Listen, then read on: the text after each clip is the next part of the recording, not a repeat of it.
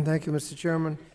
I think we have to remind people that complaining about the problem doesn't solve the problem, and we don't have jurisdiction over immigration policy. We've had an opportunity to solve the immigration policy. There's been a Senate bill that the Republicans have defeated. They've had opportunities in the past. Just complaining about it doesn't do anything. Ms. Chamorro, what resources do jurisdictions need to properly fulfill their responsibilities under the final decision? Well, the federal funding sources that provide for all schools to be able to support all of their students, including newcomers. We have talked about the importance of Title III, which is dedicated funding for English learners, again, most of whom are U.S. citizens. And those are supplementary, right? Those are additional supports to schools that may be low income that receive Title I funding, and Title II to provide for professional development support for teachers. Let me ask the others if they support increases in Title I and Title III funding. New York City spends $39,000 per children. We don't need more resources. We need stability in our system and more school choice. We're #1 in funding, but we're middle of the pack in learning outcomes for our children, and we have very low school choice. People are moving out of New York City because they want to be able to choose which school is going to educate their children. I couldn't quite tell whether that was a yes or no. Do you support increasing funding on? No, we already spent $39,000 per children. We don't need more resources. You don't need any more resources on Title I or Title III. Ms. Rodriguez? I'm never going to advocate for more spending when it's not going to actually solve the problem itself.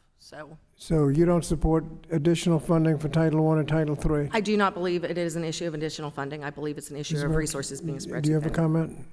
I agree. I don't believe it's additional funding. We have good funding in Orange County as well. That's consistent with the Republican budget that doesn't increase Title I or Title III to actually deal with the problem. Ms. Chamorro, what could jurisdictions be doing if they had more Title I or Title III funding? They could be doing so much more. I mean, we have all talked about students, not just newcomer students, but all students not meeting academic standards and the long-term recovery that it's going to take to bring students back on track post-pandemic.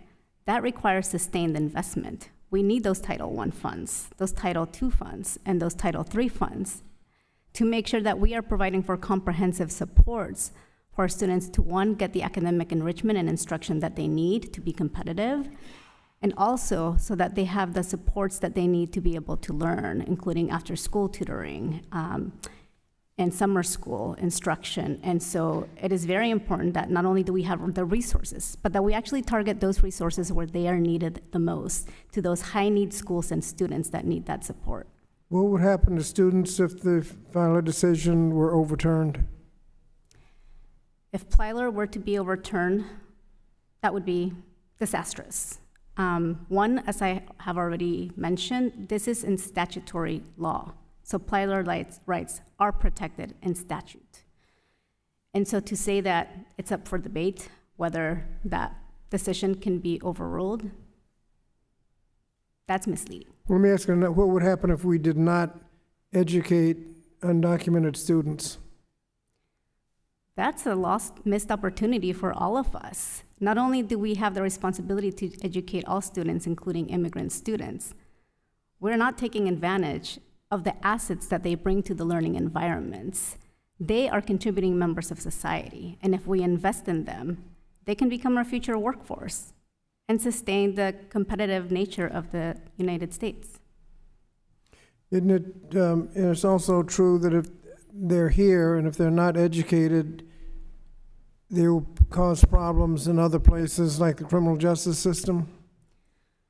Those generalizations and that kind of rhetoric is so dangerous because it paints a broad brush on who these immigrant students are. Yes, there may be isolated incidents, but that is not to say that all or most immigrant students are dangerous. We have talked about, some members of the committee have talked about the trauma that some of these children experience in their journeys to this country. That kind of rhetoric only fuels and adds to that trauma that they're already experiencing, and limits their ability to have a sense of belonging in their new home country. But there is a strong correlation between those who are well-educated and reducing the crime rate. I mean, that's fairly well known, and if you don't take that opportunity, you're just asking for trouble later. Thank you, Mr. Chairman. Thank you, Representative Scott. The great state of New York is now